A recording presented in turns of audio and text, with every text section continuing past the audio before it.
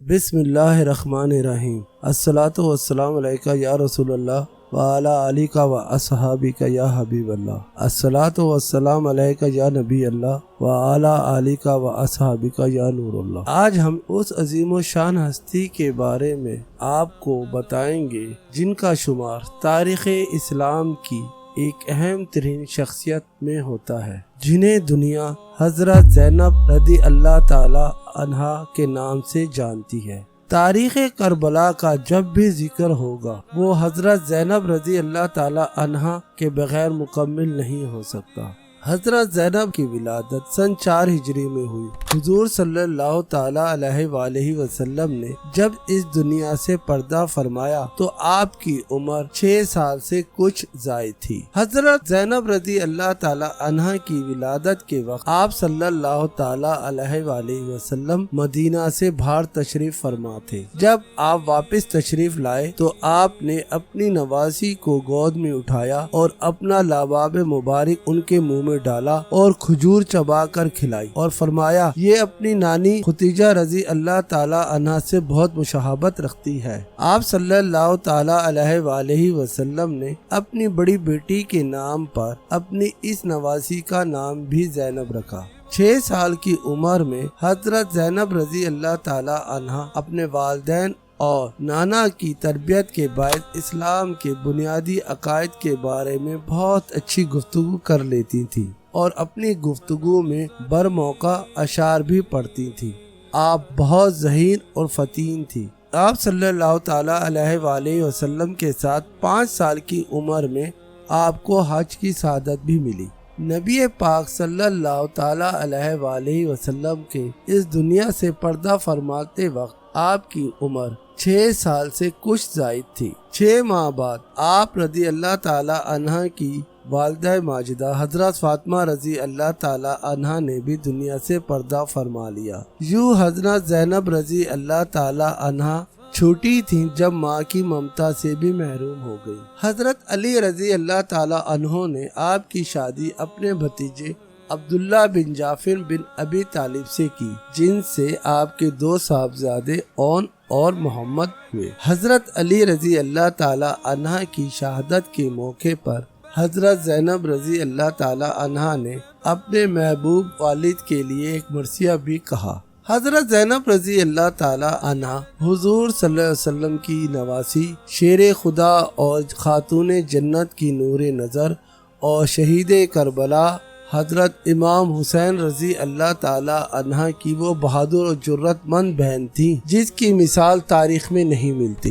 میدان کربلا اور اس کے بعد کے حالات میں آپ کا جو کردار سامنے آتا ہے اس سے اسلامی تاریخ کے اوراق منور ہیں۔ میدان کربلا میں 9 محرم کے واقعات دیکھ کر جو درد مند اشعار آپ کے لب پر آئے ان کا مفہوم کچھ یوں ہے: اے کاش میں یہ منظر دیکھنے کے لیے زندہ نہ رہتی جب میرا بھائی اور پورا خاندان ان فاسقوں کے نرغے میں آ گئے ہیں۔ میرے نانا، والد، برادر حسن کی جدائی ہی پر میرا دل پھٹ گیا تھا، مگر اس سب کے بعد جس سے میری آنکھیں ٹھنڈی ہوئی تھی میرا بھائی بھی مجھ سے چھن جائے گا۔ اے کاش میں اپنی جان دے دیتی اور انہیں تکلیف سے بچا لیتی۔ دراصل میدان کربلا میں سب سے پہلے حضرت زینب رضی اللہ تعالی عنہا کے بیٹے اون اور محمد مقابلے کے لیے نکلے اور بڑی بہادری سے جام شہادت نوش کیا۔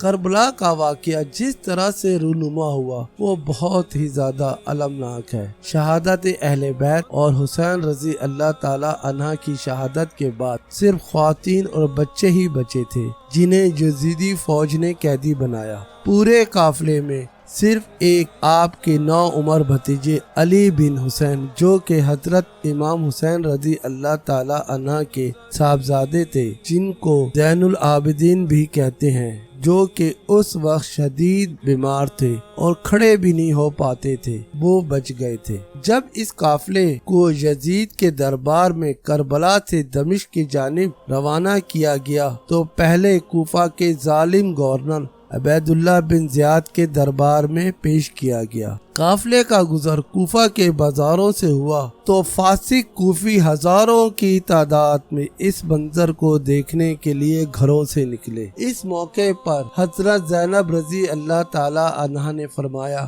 اے دھوکے بازو، بد عہدی کرنے والوں، اللہ تمہیں کبھی سکون عطا نہ کرے۔ تم نے میرے بھائی کے ساتھ جو غداری کی اور بیعت توڑی، حمایت کا اعلان کر کے مکر گئے، تمہارے خمیر میں خیر ہی نہیں ہے۔ تم خوشامدی اور بزدل ہو، یاد رکھو تم اللہ کے قہر سے نہ بچ سکو گے۔ گورنر عبید اللہ بن زیاد کے دربار میں جب اسیران کربلا پیش کیے گئے تو اس بدبخت نے غم سے چور قافلے کو اذیت پہنچانے کے لیے انتہائی بد زبانی کا مظاہرہ کیا۔ اس بدبخت نے جو الفاظ استعمال کیے وہ تاریخ کے صفحات میں خود تاریخ کے لیے اذیت کا باعث ہیں۔ شیر خدا کی بیٹی نے اس ماحول میں بھی بے خوف کلمہ حق بلند کرتے ہوئے فرمایا، تعریف و حمد اللہ سے ہی منسوب ہے، جس نے ہمیں اپنے محبوب پاک صلی اللہ تعالی علیہ وآلہ وسلم کے ذریعے عزت بخشی۔ انشاءاللہ فاسق ذلیل و رسوا ہوں گے اور ان کے نظریات لعنت زدہ قرار پائیں گے۔ یہ طویل خطبہ ہے جو حضرت زینب رضی اللہ تعالی عنہ نے دیا، ہم نے چند الفاظ ہی بتائے ہیں۔ عبید اللہ بن زیاد نے یہ سن کر امام زین العابدین کی طرف اشارہ کر کے کہا، اس لڑکے کو قتل کیوں نہ کیا، اسے میرے سامنے ابھی قتل کرو۔ حضرت زینب رضی اللہ تعالی عنہ اپنے بھتیجے سے لپٹ گئیں اور کہا، پہلے مجھے قتل کرو پھر اسے قتل کرنا۔ آپ کا اس طرح سے جاؤ جلال سے فرمانا فاسق ابن زیاد فوراً گھبرا گیا اور قافلے کو دمشق کی طرف روانہ کر دیا۔ جب یہ قافلہ اسیران کربلا کو لے کر یزید کے دربار میں پہنچا تو نواس رسول صلی اللہ تعالی علیہ وآلہ وسلم کے اس سر مبارک کو، اس پیشانی کو جس کو آپ صلی اللہ تعالی علیہ وآلہ وسلم بوسہ دیا کرتے تھے، نیزے میں پرویا ہوا تھا۔ بقول شاعر، عبادت ہو تو ایسی ہو، شہادت ہو تو ایسی ہو، سر شبیر تو نیزے پہ بھی قرآن سناتا ہے۔ اب فاسق یزید نے یہ دیکھا تو کہا، میں نے اسے نیزے پر پرونے کا حکم نہیں دیا تھا۔ یہاں بھی حضرت زینب رضی اللہ تعالی عنہا نے کمال حکمت و دانش کے ساتھ اس کے اختلافات کا بھرپور جواب دیا، جس سے یہ فاسق پریشان اور گھبرا گیا۔ یزید کے دربار میں حضرت زینب رضی اللہ تعالی عنہا نے ایک مؤثر اور دردناک خطبہ دیا، جس کا مفہوم کچھ اس طرح سے ہے، یہ فاسق یزید یہ باور کر رہا ہے کہ اسے کامیابی مل گئی اور اہل بیت سرنگو ہو گئے، مگر اہل بیت کا کوئی نقصان نہیں ہوا، بلکہ اس یزید اور اس کے ٹولے کی دین و آخرت دونوں ہی برباد ہو گئے۔ بقول شاعر، قتل حسین اصل میں مرگ یزید ہے، اسلام زندہ ہوتا ہے ہر کربلا کے بعد۔ آپ کے خطبے سے یزید پریشان ہو گیا اور اس نے فوراً ہی ان کو مہمان خانے میں لے جانے کا حکم دیا اور فرمایا کہ کچھ دن انہیں اپنے پاس میں رکھوں گا اور پھر ان خواتین کو مدینہ منورہ پہنچا دیا جائے گا، اور اس کی ذمہ داری اس نے حضرت نعمان بن بشیر انصاری رضی اللہ تعالی عنہ کو دی، جو کہ اس وقت دمشق میں مقیم تھے۔ جب یہ قافلہ مدینہ کے قریب پہنچا تو صحابی رسول اور مدینہ کے لوگوں نے ان کا استقبال کے لیے مدینہ سے باہر نکلے۔ مشہور صحابی حضرت جابر بن عبداللہ انصاری سب سے آگے تھے اور ان کی آنکھوں سے آنسو روا تھے، اور وہ فرماتے تھے، یہ قوم نبی صلی اللہ تعالی علیہ وآلہ وسلم کو روز قیامت کیا منہ دکھائے گی، جس نے ان کے نواسے رسول صلی اللہ تعالی علیہ وآلہ وسلم کو شہید کیا۔ نبی پاک کے جان نثار صحابہ کو دیکھ کر حضرت زینب بھی رونے لگی اور فرمایا کہ اے میرے نانا کے صحابیوں، آپ نے جس بچے کو اپنے ہاتھ سے اپنے رسول صلی اللہ تعالی علیہ وآلہ وسلم کے کندھوں پر کئی بار بٹھایا، اس کا جسد اطہر گھوڑوں کے سموں سے کچلا گیا، اس کا سر نیزے کی نوک کی زینت بن گیا، کافرہ کربلا اور حضرت زینب رضی اللہ تعالی عنہ کی یہ داستان انتہائی طویل ہے۔